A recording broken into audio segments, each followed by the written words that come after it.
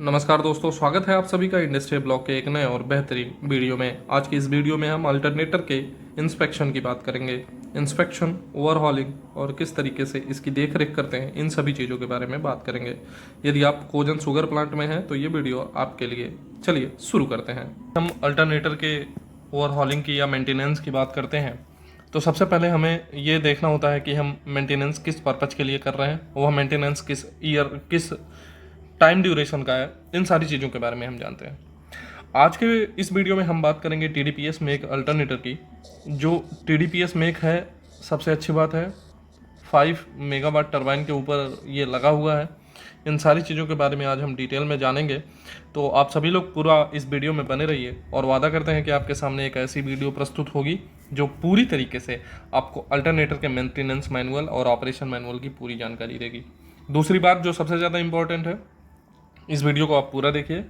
मैं ये operation and manual book के थ्रू पढ़ाने की कोशिश कर रहा हूँ, बताने की कोशिश कर रहा हूँ। आपके लिए ये बहुत ही ज़्यादा हेल्पफुल होगा, इसलिए बिना स्किप किए इस वीडियो को पूरा देखिएगा। आज की इस वीडियो का टॉपिक है TDPS मेक अल्टरनेटर का मेंटेनेंस किस तरीके से करते हैं। ये जो फिगर आप देख रहे हैं, ये फिगर हमारा उसका है, इंड सेल बियरिंग का है। देख लीजिए, ये माउंटेन टाइप स्लीव बेयरिंग्स हैं ये सारे के सारे। अच्छा, मैं आपको पहले कुछ फिगर्स दिखा रहा हूँ, उसके बाद हम ले चलेंगे आपको उसमें। ये सिलेंड्रिकल टाइप कंस्ट्रक्शन है रोटर का। ये हमारा पूरा स्टेटर है, ये हमारी शाफ्ट है और ये एक सिंगल लाइन डायग्राम। अब सबसे पहले हम ये जानेंगे कि जब कभी भी हम बात करेंगे तो इसमें किन किन चीज़ों के बारे में हम जानेंगे।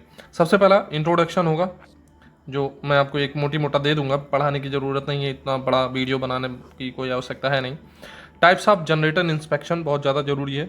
जनरेटर इंस्पेक्शन शेड्यूल कब कब होगा, timing of inspection, inspection schedule of generator parts, main stator, exciter stator, साथ ही साथ main rotor, generating bearings, PMG क्या होता है ये भी हम जानेंगे, generator cooler, jack, oil unit, instrument, फिर duration of inspection, spares, reference and record and revision status.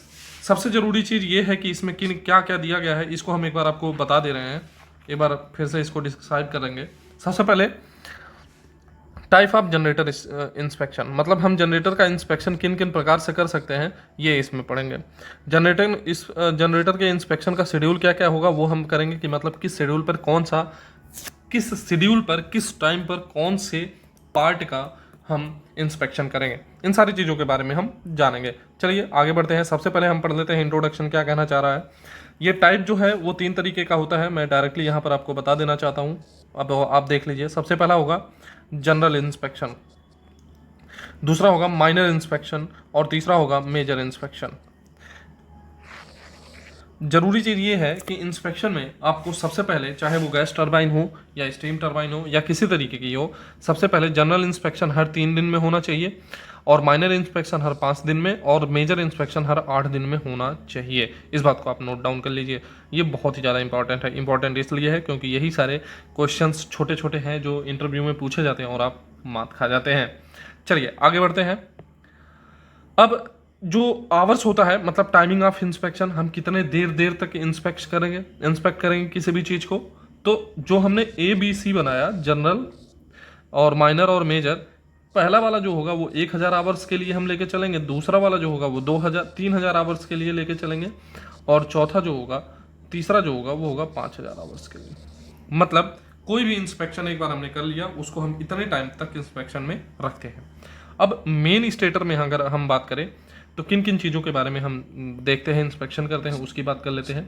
Main stator में किन किन चीज़ों के बारे में देखते हैं उसकी हम बात कर रहे हैं, ध्यान दीजिएगा। सबसे पहले तो आप देख लीजिए कि जनरेटर का कवर वो है सही या नहीं है।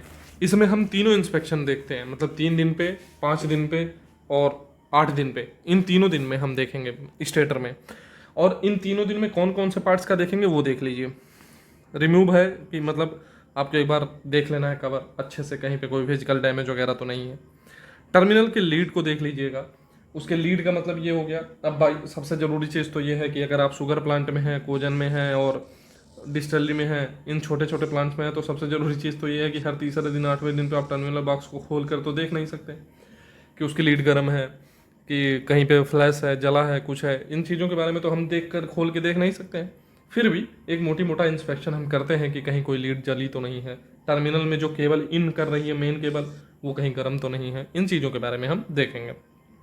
अच्छा, वाइंडिंग का इंसुलेशन रेजिस्टेंस ये मेंटेन करने की बात कर रहा है, ये भी पॉसिबल नहीं है। स्टेटर वाइंडिंग रेजिस्टेंस मेजर और रिकॉर्ड करना ये भी नहीं। स्टेटर सील्ड और स्टेटर बाइंडिंग, मतलब इनके कहने के अकॉर्डिंग हम इतने सारे इंस्पेक्शन को करेंगे, जो कि ये पॉसिबल नहीं है अगर आप एक शुगर प्लांट, कोजन प्लांट या डिस्टिलरी प्लांट में काम कर रहे हैं।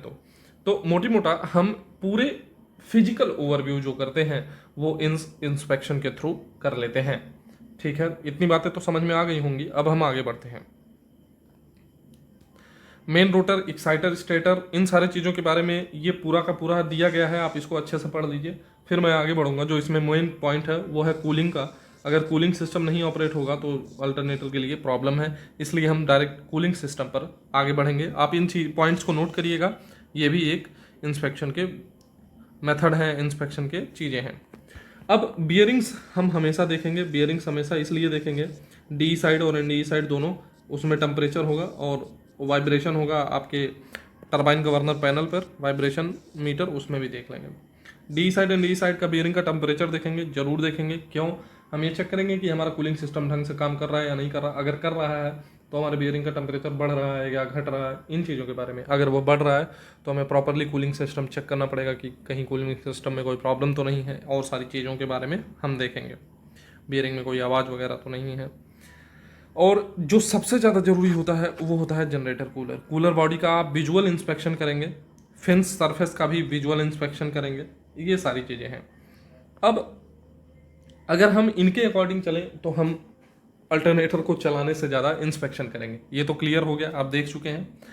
अगर हम बात करें अपने हिसाब से, जो हमारे काम हैं उनके हिसाब से देखा जाए तो क्या क्या हम कर सकते हैं, उसके बारे में हम डिटेल में बात कर लेते हैं। देखिए, सबसे पहली चीज़ तो हम, अगर आप शुगर प्लांट में हैं और शुगर से ही अटैच्ड हमारा कोजन है तो आप इन चीज़ों पर ध्यान दीजिएगा।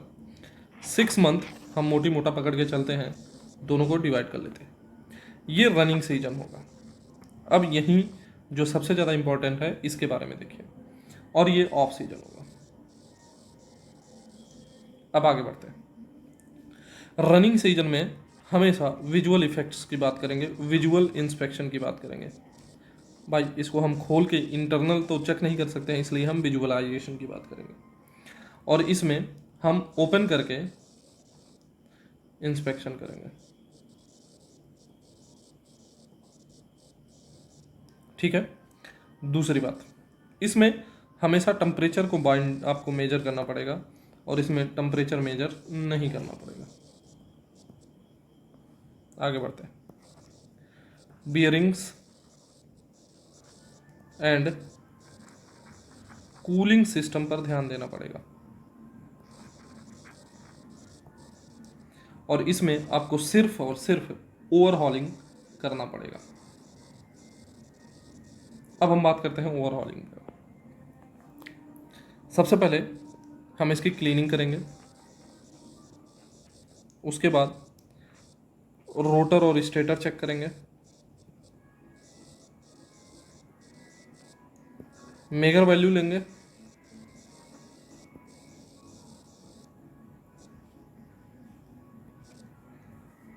बियरिंग्स को चेक करेंगे,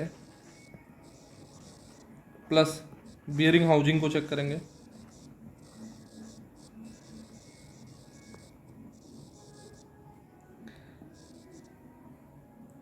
कूलिंग सिस्टम के बारे में भी अच्छे से क्लीनिंग करेंगे, और क्लीनिंग करने के बाद हम इसकी ओवरहॉलिंग करेंगे। तो मोटी मोटा ये हमारा जनरेटर का एक इंस्पेक्शन रिपोर्ट है, एक इंस्पेक्शन है कि हम किन किन तरीकों से जनरेटर का इंस्पेक्शन कर सकते हैं। उम्मीद करता हूँ कि ये वीडियो आपके लिए थोड़ी सी ही सही लेकिन हेल्पफुल जरूर रही होगी। इस वीडियो को पूरा देखने के लिए धन्यवाद। और दूसरी चीज़, आप इस चैनल को जरूर सब्सक्राइब करिए, लाइक करिए। आपका एक कमेंट हमारे लिए आगे के वीडियो बनाने में बहुत ज़्यादा हेल्पफुल साबित होता है, इसलिए प्लीज़ कमेंट करते रहें। आपके सुझाव एवं विचारों का बहुत ही आभार होगा। धन्यवाद।